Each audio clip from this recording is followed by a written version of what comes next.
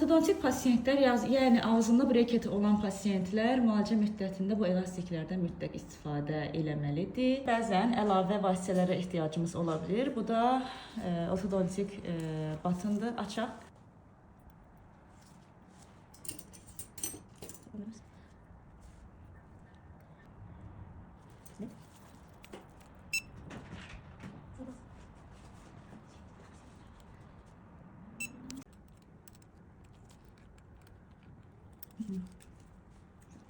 Mütləq breketin ətrafındakı bu plombu təmizləmək lazımdır, yoxsa karies yaranır.